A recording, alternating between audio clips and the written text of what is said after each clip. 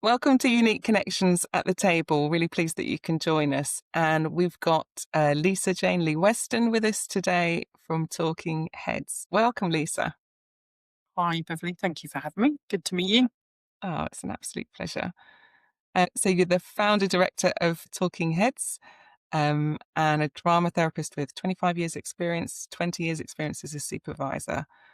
And I can't remember how I came across Talking Heads. Somewhere in the, I think it was LinkedIn. what, I think LinkedIn was it? it was Yeah. about excellent paper that I read and commented on LinkedIn, and then we, And then we had a little connected collab. after that. Yes. Yeah, yeah. Yeah. So I guess our crossover is that Talking Heads provides and strongly advocates for supervision in education, focused on senior leaders initially, but with the goal being to embed this across the whole organisation. And we, as an organisation, like in our work with different organisations, often advocate for the same. Now, we don't provide it. So that's why I love what you guys are doing, because it gives me an easy signpost. Yeah. But we really strongly believe that if organisations, schools are going to provide like good care for young people in distress, particularly, then there needs to be these really good supportive structures in place that actually provide containment. And supervision is a really robust one. I don't mind people who are doing exercise classes and mindfulness after school, but it's not going to cut it in the way that supervision does. No, absolutely not. Very important alongside some supervision and very Exactly. important, but yes. Yeah, yeah, absolutely. So, like, kick us off, Lisa. Like, what do we mean when we're talking about supervision? Because people have all sorts of ideas about it. Yeah, mostly connected with something fearful. Yeah. Um, so yeah, it's a hugely understood word. Yeah, connected with fear. Having trained as a drama therapist, I'm quite used to owning a role that makes people feel anxious and misunderstood. But essentially, it is a confidential, professional, career-long conversation, Mm, and offers place to think about who you are and how you are in your work, usually in service of other human beings, because it recognizes that if we work with other human beings, there is an emotional labor and an impact to doing that because human beings are complicated. And fundamentally, if you kind of separate the two words out quite nicely, you get that working with another human being in that safe, confidential, trusting, long mm, term relationship helps you get that supervision in the space created between you to be able to look at what is going on today. Whereas my supervisor used to say to me, "What's on top?" At every session for 8 years, "What's on top?" I'd hear it as I was driving there. It's a very good way to start. Just what's on top. wow. And Yeah. So you've said nothing there about like performance review, setting objectives, like being no, held account. Like that's what a lot of people think of when they think of supervision. But that is not what well, we're talking my about. favourite workshop, no, that I did was someone who thought I was going to be talking about playground supervision. And it was so fantastic to have him there because he was initially really, really confused. And then by the time he left, when people were asking at the end of the conference what was the best thing about the day, he was like, everyone needs supervision. It'd be amazing. And it's fine that I work on the playground because actually I see so much that happens between children that it would be really helpful for me to talk through. And I was like, excellent. My work here is Yeah, done. So that's he's right. amazing. Yeah. I Yeah. remember I had a staff member who, when I said, we'll have a supervision today, she thought I was going to follow her round and like, You like can look at that. supervise. Right. Yeah. Oh, goodness. I was Yeah. like, no, darling, we're just going to talk. Yes, I Yeah. know. And 26 years ago, when I began supervision, I was also terrified, weren't you? You know, it's been Yeah. part of, Yeah. I am still in supervision. I first went in supervision 26 years ago, and I remember being terrified that I was going to be Mm, scrutinized, I would be found short, I would be judged. mm, And of course, sometimes it is like that if the supervision is not good. But Yeah. good supervision doesn't feel like that and is not that. Yeah, so we're talking about something that's like, I guess for someone who's never had it, is like planning a regular debriefing. You might think of it like where you Yeah, can actually talk about what's happening for you, how are you yeah, feeling, and like what's working, what isn't. yeah, It works differently for each person, doesn't it? But it's like a absolutely. space to be heard and Yeah, probably to have someone ask you good questions about it. definitely. That help you think, feel about your work and your all of who you are at work as well. I think that's Yeah. important. Yeah. So who is it for? Like who should ideal let's do ideal world. Who should be having supervision, Lisa? Oh, goodness. If we're gonna really fantasize about an ideal world where there is a really good supervisory relationship for everyone, it would be everyone that connects with other human beings, like Yeah. call handlers in insurance companies. They could do with supervision. Yeah, They they must could. hear some devastating things. Yeah. Solicitors, they would benefit from supervision. They hear Yeah. high impact case, you know. However, here, the missing bit of the jigsaw for me has been head teachers, senior leaders, CEOs in Yeah. schools. And that was before the pandemic, Yeah. because they are microcosms in our communities. They carry this huge weight and consistently working with ethical dilemmas and decision making in isolation and Yeah. serving children and many other people who look to them for answers. And they've not had a space to go to. They're just Yeah. meant to carry on.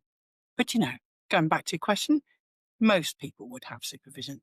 I think the world would be a very different place if everyone once a month had a really secure space to go and hear themselves debrief, let out that Yeah. energy build up and be able to move on again for the month and then know they could come back to somewhere they felt safe, held, heard, challenged in a good way, Yeah. growthful, move on. Would be a Yeah. very different place. Yeah. Yeah. Yeah, absolutely. And I think what's interesting to me thinking about this from because you're mostly in the education space, what's always been Mhm. fascinating for me is because I'm from my background is in children's social care, where it is it's a requirement, it's a legal requirement for everybody in children's social care to be supervised from top all the way to the bottom. And one of the Yeah, first things an inspector will do when they walk into a children's home, and they do it without fail every time, is say, "Let me see your supervision matrix. I want to know when everybody last had a supervision, and then let me see some notes if you're free to share them." Um, and that's because there's this like really strong grounding that you cannot provide safe care without providing care to those who are doing the caring. You have to give people absolutely. what they need if they're going to Mm. keep on caring. But Yeah, this is I've really struggled to understand why this has never been a requirement for schools, yeah. apart from potentially some idea about the practicality of actually implementing it in a school day. But they're not doing any different work to care teams. It's all the same work. In fact, the care team usually pass on the child into the education space, um, and then bring them back again. So it's the same child, teams doing the same work. Why do you think it's not, um, why has it not been embedded into education sector? I was thinking about that afresh as I was listening to you then, thinking, there's still, you and I sometimes spend some time on LinkedIn, which apparently represents something of the current thinking of Yeah, our system, or we read things. And there's still a kind of live debate around, is teaching something that we do to children, or is right. it a relationship? And some people don't even agree that it's a relationship, that it's a relational human process. And so I wonder if it's something to do with that. And also that culturally, there's such a strong culture, which is just, again, really curious that you teach children who don't know what they are needing to learn and know to become adults. And even that, I'm like, is that what we're doing right now? I'm not sure. children, but teachers are not allowed to not know because they're teaching children to know, and therefore they know. And like the whole concept of being allowed to not know something in education kind of blows my mind. To not know something doesn't feel like it's okay. And of course, the higher you go up and the more authority and power you have, the less. I mean, so many senior leaders come to us and go, thank goodness someone's going to challenge me. No one challenges me any like properly. No one invites me to really, really think in the way that we're doing now. But I just have to know stuff and I just have to make decisions and I just have to kind of get on with it because it is the most scrutinized profession. I've Yeah. worked in the NHS for 10 years and there wasn't the level of scrutiny there about my work that teachers face within education. They're so scrutinized around outcomes and performance. Where is the space to relate, to be human, to not know, to be whole? It's just, and it's got more and more like that since we've emerged from the pandemic, I believe. Wow. That I feel like that's like answered some questions for me, to be honest with you. Because I asked because I just genuinely don't know the answer. But I think you're Yeah. right.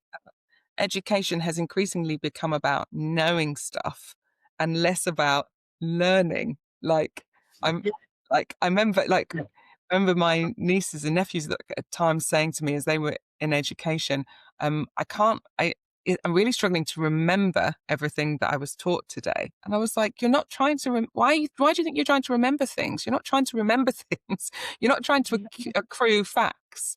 Yeah. You're learning how to think, you're learning how to be critical, you're learning how to notice stuff. This is not and Yeah. even like I've got friends who won't read because they're like, I don't see the point in reading because I can't remember everything that I've read. I'm like, you're not remembering, you're Right. learning. Yes.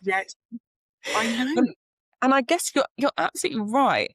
If we've if there's somewhere in the sort of collective unconscious around schools, this idea that we just have to know stuff, and Mhm. supervision is not about knowing stuff. It's really about saying, I don't know whether this was good. I don't know about this decision. I don't know how I feel about this. There's so many unknowns in those conversations, and feeling safe enough to do that, then you can understand why that would feel so fearful for Mhm. some senior leaders in schools, where the permission for that is is is really evaporating in some spaces, not in all at all. No, no, I know. We work with No. incredible schools. Luckily. Yeah. Well, Yeah, and I guess some of the rote learning stuff is really like embedding, like that's so there's the learning style in some spaces is becoming a lot more like you just need to remember stuff, get in the exam and churn it back out again, mhm. which feels like uh, troubling, particularly when we've all got all the information we need in our pockets all day long. I can't see how this is equipping the next generation, but anyway, that's I'm going on a tangent. No, well, yeah, absolutely agree. Yeah, but also so do many teenagers. I'm lucky enough to spend a lot of time as a parent and still do a little bit of therapy work with teenagers, and they're very articulate about what the system is not giving Yeah, them. They know. They were so articulate during lockdown. They were like, yeah, "Why don't you just go to school for half a day?" yeah, They yeah, knew. They knew they then they could have. Then they were like, "Why can't we have the afternoon doing other fun stuff?" yeah. Exercise is like being Moving around. moving around, doing whatever your passions and hobbies might be. Yeah, I yeah, it's mean, good. in what a Yeah. world we would live in. So Oh, how does so we're both really interested in like helping schools to become trauma informed, which I am every time I say that phrase, I always think it's a phrase that's so poorly understood. It doesn't mean that you've been yes. informed about trauma. It means that you're building Oh, your ethos, your culture, your values, your systems around the understanding of how people operate when they're in traumatized states. mhm. But how does supervision empower schools and leaders in education to really start to embed trauma informed practice? Or how does it relate? I mean, it connects with what you said earlier. I fundamentally do not believe that any setting that is moving towards really wanting to be, not just tick box, but really wanting to be working in a trauma informed way, how can you Yeah. do that without having supervision Yeah. in place? Yeah, I agree. Actually, you're going to attract a staff team who are interested in working with children that are experiencing that level of distress, who will be attracted to doing that work because they get it. And that's likely going to be to do with something to do with their childhood and their history and their empathy and their connection. And so, even right there, you've got something going on. And, to really connect and empathize with someone requires that we feel something. And so, immediately, there's the need for supervision, because to do that work, to be able to be present to someone else's trauma and to not then overwhelm them with anything of your own that might get set off in that kind of human connection, you need that safe space to be able to take, actually, this Yeah. is Yeah. going on and I don't know what it is. I did a piece of work years ago before I set up Talking Heads, where I was working as a therapist in a school, but then the head teacher said, "Oh, could you offer a few of those supervision sessions to the year 6 teacher who had been in the school for so decades and was such an even-tempered human being, but Mm. suddenly was not sleeping, was really tearful, was saying that she wanted to retire." And we had a few sessions, and which is unusual because I usually work long term, but um, really quickly it became clear that the young person had definitely recognized she was his safe person, and Mm. helping her say without shame all of the feelings that she had inside of her towards this young person. She was so ashamed of feeling angry with him and kind of disgusted by him and wishing that he would go Mm. away, and it was making her life really hard. Like, it was really hard for her to say those things to me. But Yeah. essentially, that is what she said. And then, having been with that long enough in our time, because those feelings were there anyway, she suddenly had this aha moment, which we had, been working towards. And then she went, "That's how he feels, isn't it?" 'Cause Yeah. had been fostered and he was looking at moving into being adopted, but as a year 6 child, so he had a lot of trauma. Yeah. If we had never had that moment, she would have retired. She would have spent her entire career would have been written off, and she would have thought she was a rubbish teacher. She was a Yeah. phenomenal teacher. She was his safe person. The Yeah. minute she had that aha moment, she was back in compassion. She was playful with him. Wow. She understood it as information that he was giving her, which meant she had some distance. Her own trauma was no longer triggered. And there was stuff, clearly, obviously, that he was triggering in her about her that she'd never looked at. She's a teacher, happy most of her life, but we've Wow. all got stuff. Um, Yeah. so maybe I digressed there, but No, you didn't I at learned a lot in that work because it was hugely helpful. The fact that it meant it didn't destroy her career is also really helpful. She'd been a phenomenal teacher for 30 years. Yeah.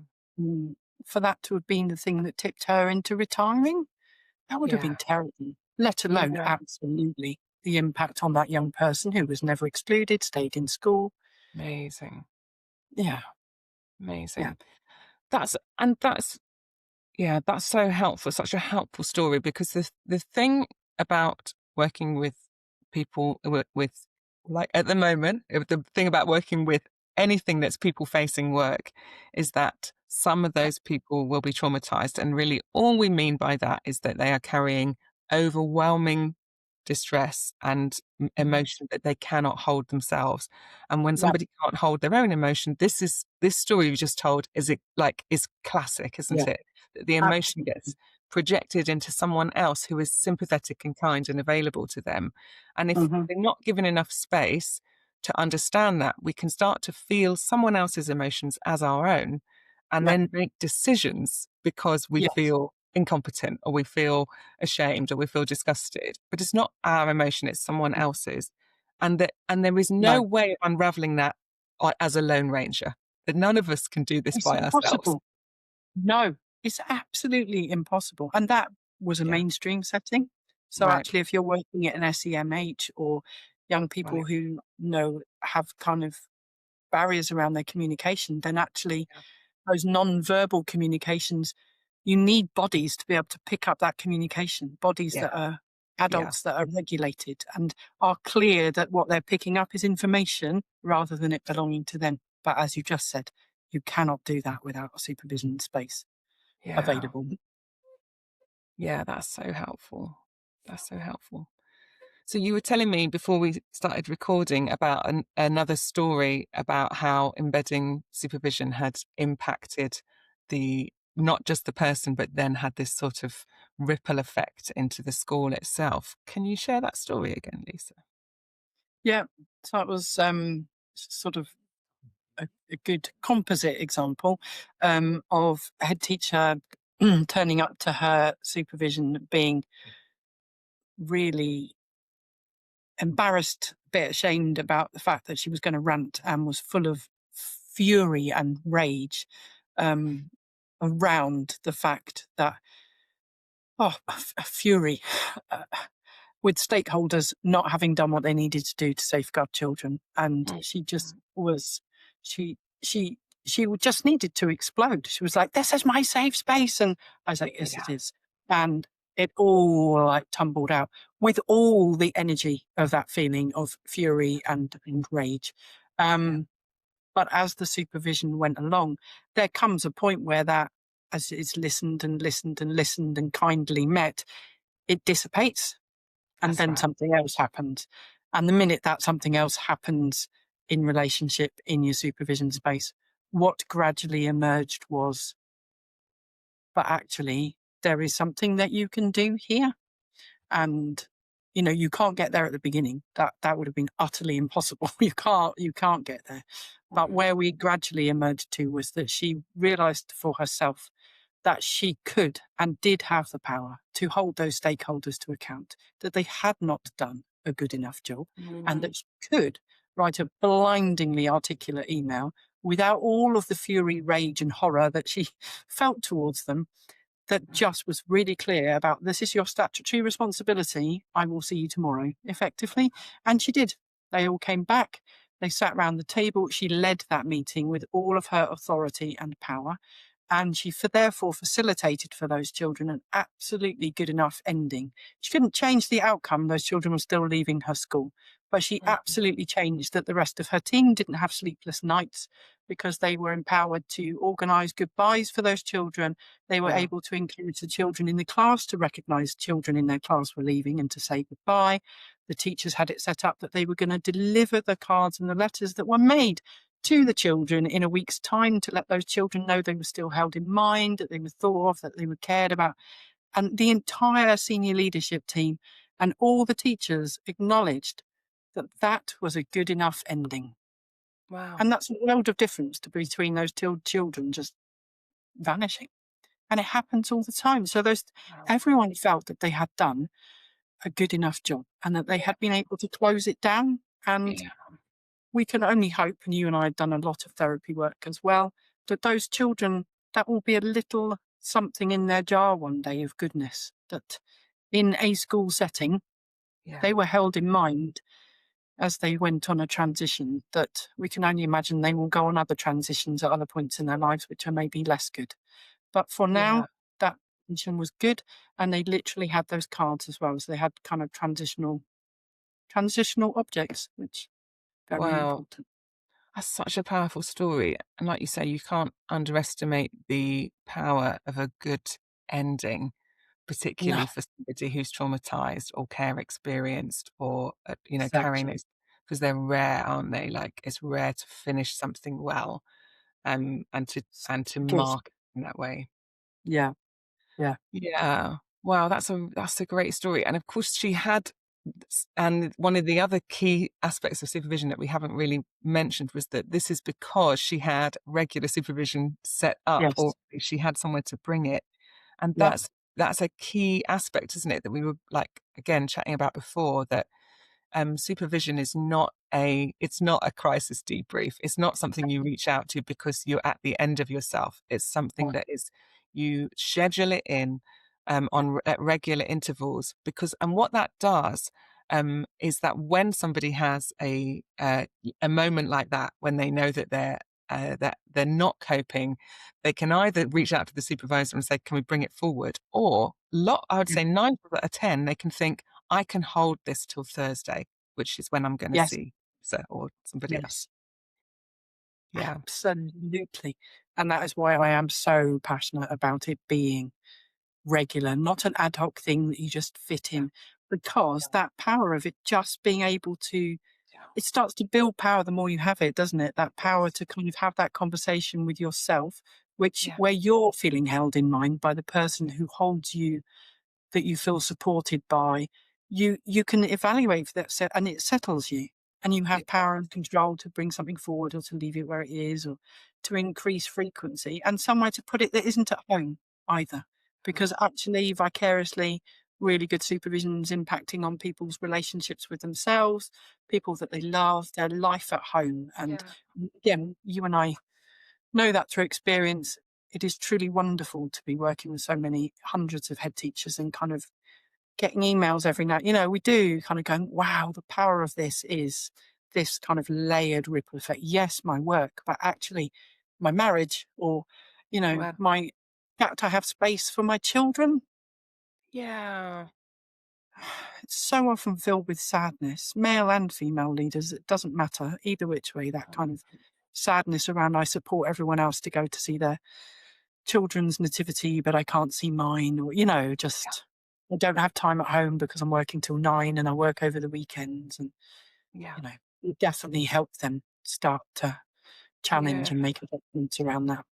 And it'd be more than okay to know and find out it's more than okay to not work like that. yeah.